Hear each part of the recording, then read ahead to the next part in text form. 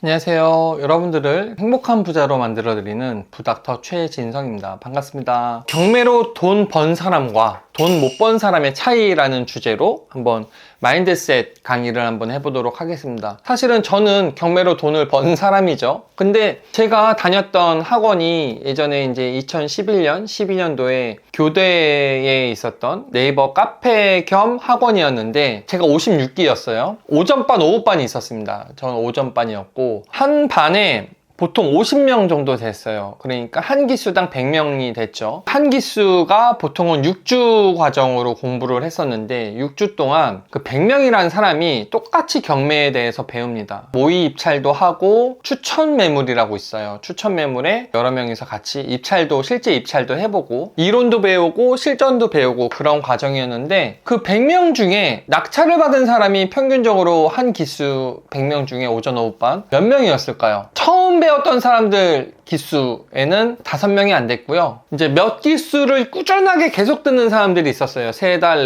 4달, 5달 꾸준하게 듣는 사람들 중에서 보통 3달 이상 들은 사람 기준으로는 낙찰받는 사람이 한 10% 에서 15% 정도 된 것 같아요. 그러면 이 어려운 경매라는 분야를 성공을 하고 경매에서 돈을 벌려면 어떻게 해야 될까? 내가 왜 경매 투자를 해야 되는지, 내가 왜 경매 투자를 하고 싶은지에 대한 이유가 있어야 돼요. 저는 확실한 이유가 있었습니다. 제가 부모님한테 뭐 물려받은 것도 없었고 제가 갖고 있던 돈의 출처는 무조건 제가 카지노 딜러를 해서 매달 받은 월급의 8, 90%를 저축을 했거든요. 그 종잣돈, 저축해서 모은 종잣돈, 그때 당시에 한 8천만 원 정도 됐는데 그게 저의 투자금의 전부였어요. 그러다 보니까 나는 투자금이 적은 부동산 투자를 할 수밖에 없는 상황이었고 대신 투자금은 적지만 남들이 하기 꺼려하고 남들이 어려워하는 걸 내가 노력으로 커버하고 싶다. 내 열정과 내 시간으로 커버하고 싶다라고 해서 경매라는 분야 소액으로 할 수 있었고요. 왜 소액으로 가능하냐? 경매는 사실 경락잔금 대출이라는 게 있습니다. 보통 1억 원짜리 아파트 또는 뭐 1억 원짜리 상가를 낙찰 받으면 1억 원짜리를 입찰할 때 입찰보증금이라고 1,000만 원을 내야 됩니다. 법원에. 그래야만 입찰을 할 수 있어요.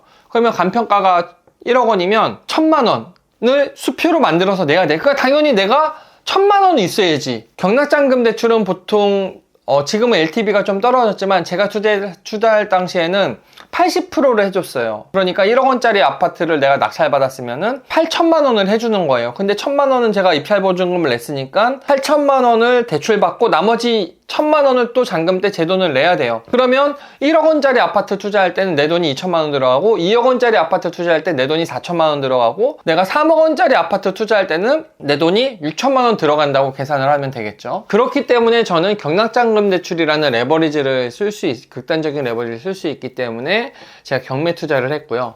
자, 그럼 경매 투자를 하기로 마음을 먹었어. 그럼 내가 어떤 원칙을 갖고 해야 되느냐? 내가 임대 수익을 세팅하는 투자를 할 것인지 매도 차익을 세팅하는 투자를 할 것인지가 가장 중요합니다. 이게 무슨 말이냐? 저는 임대 수익을 원하는 투자는 단 한 건도 하지 않았어요. 왜냐면 제가 나이가 30대 초중반에 시작했기 때문에 젊었기 때문에 나는 자산을 크게 만들지 내가 지금 매달 몇십만 원씩 받는 수익은 이미 직장에서 받는 연봉이 굉장히 높았기 때문에 현금 흐름보단 나의 자산의 크기를 키우자라고 해서 저는 서울에 있는 아파트만 투자한 거예요. 자산의 크기를 키울 수 있기 때문에.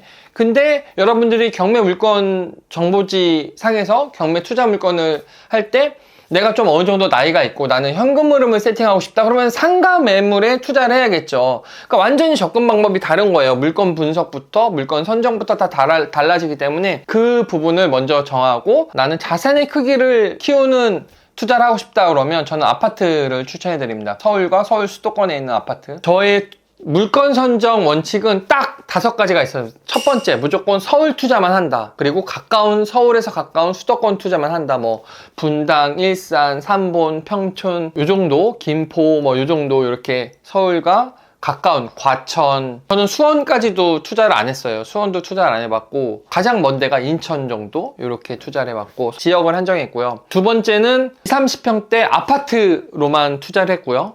그 다음에 세 번째 원칙은 초역세권 아파트, 최대한 5분 10분 안에 있는 초역세권 아파트에만 투자했습니다. 이 이유는 명도를 하고 전세를 놓을 때 전세가율을 높게 받기 위해서 초역세권 아파트, 그리고 나중에 매도할 때도 초역세권 아파트가 많이 팔리고요. 그리고 부동산 상승기에는 가장 많이 오르고 빨리 오르고 하락기에는 또 천천히 내리고 조금 내립니다. 그래서 이제 초역세권 아파트로만 투자를 했고, 네 번째 원칙이 전세가율 높은 아파트. 이건 왜 필요하냐면, 전세가율이라는 거 아시죠 여러분? 매매가 대비 전세가의 비율, 그러니까 전세를 많이 받을 수 있는 아파트에 투자를 했어요. 그 부분은 이제 제가 사전에 물건지 경매 정보지에서 물건 분석을 할 때 어떤 아파트가 경매로 나왔다 그러면 네이버나 호갱노노에서 전세가율 높은 아파트 솔팅을 할 수 있어요. 그렇게 해서 전세가율이 높은지 이렇게 파악을 했고요. 이렇게만 딱 선정해서 거기에 맞는 물건에만 아파트에만 투자를 해서, 제가 받았던 22채 아파트는 2채 실거주 하려고 했던 광장동에 있는 빌라랑 단기 투자했던 인천 거암동의 빌라, 그 두 개 빼고는 22채 중에 20채가 아파트였어요. 제가 지금 말한 조건에 부합하는 아파트를 투자했고요. 그 다음에 경매 투자를 통해서 또 이제 돈을 벌려면 가장 경매에서 어려운 두 가지를 극복해야 됩니다. 경매 투자에서 가장 어려운 진입장벽이 큰 건 첫 번째는 권리 분석이랑 두 번째는 명도입니다. 권리 분석은 일단 첫 번째 말소 기준 권리를 찾는 게 중요하고요. 그리고 말소 기준 권리를 찾고 나서는 나머지 부분은 이제 여러분들이 뭐 기타 특수물건, 뭐 지분 경매라든지 법정지상권, 유치권 있는 매물, 이런 것들만 피해가면 권리 분석은 크게 어렵지 않습니다. 일단 이론적인 부분만 하면. 그리고 권리 분석을 어느 정도 진입장벽을 내가 넘었다, 이론적으로 경매에 대한 부분을 공부를 했다라고 하면 여러분들 입찰가 산정이 중요합니다. 입찰가 산정이라는 건 사실 경매라는 건 내가 높게 쓰는 사람만 낙찰이 되는 구조다 보니까 낙찰자 한 명만 승자고 나머지 모든 사람은 다 패찰자는 패자예요. 그러다 보니까 입찰가 산정이 굉장히 중요한데, 저는요 사실 좀 고지식한 면이 있어서 37번 8개월 동안 패찰을 했습니다. 8개월 동안 패찰만 하고 38번째 입찰할 때 첫 낙찰을 받았어요. 그만큼 저는 중간에 제가 10번 20번 패찰했을 때 고가 입찰에 대한 유혹이 왜 없었겠어요. 하지만 저는 저만의 원칙을 지키다 보니까 이제 제가 2012년 3월 첫째 주 월요일 날 첫 낙찰을 받고, 그 달에 2012년 3월 달에 4건을 낙찰 받았어요. 동시에 첫 낙찰 받은 달에. 그러면서 제가 7개월, 8개월 동안 20건 이상을 낙찰 받았거든요. 이게 경매라는 게 이렇게 성장하는 게 아니라 이렇게 가다가 한 번 낙찰 받으면 그 다음에 계속 계단식으로 성장을 하거든요. 그래서 저 역시도 그 37번의 패찰이 저한테는 실패가 아니라 그 물건에 대해서, 입찰가 산정에 대해서, 그 다음에 권리 분석에 대해서, 그리고 현장 임장의 노하우에 대해서도 계속 저의 패찰하면서 37번의 경험이 쌓였던 거예요. 그러다 보니까 38번째 입찰에서 첫 낙찰이 되고, 그 다음부터 계속 제가 한 달에 몇 건씩 낙찰을 받았거든요. 거의 한 달에 2-3건 매달 낙찰을 받았어요. 그러다 보니까 저의 이제 자신감도 늘어나고 제 경매 노하우도 늘어나고, 사람이 실패해서 배운다고 하는데 실패해서도 배우지만 성공해서 더 많은 걸 배운다고 생각합니다. 경매에 낙찰을 받아본 사람만이 그 다음에 어떻게 낙찰받는지 더 큰 경험을 하게 돼요. 더 많은 교훈을 얻게 되고 해서 여러분들이 고가 낙찰에 대한 리스크를 줄이고 첫 번째 물건을 낙찰받는 데 집중을 하시면 그 다음부터는 좀 쉽게 풀어갈 수 있다. 그리고 이제 낙찰이 되고 나면 지난 영상 찾아보시면 제가 이제 경매 명도썰 시리즈가 있는데, 진짜 막 조폭도 만나고 막 무당 할머니도 만나고 얼마나 많은 일들이 있었겠어요. 근데 명도라는 건 사실 사람과 사람 간의 일입니다. 그러다 보니까 첫 번째, 대화로 풀어야 돼요.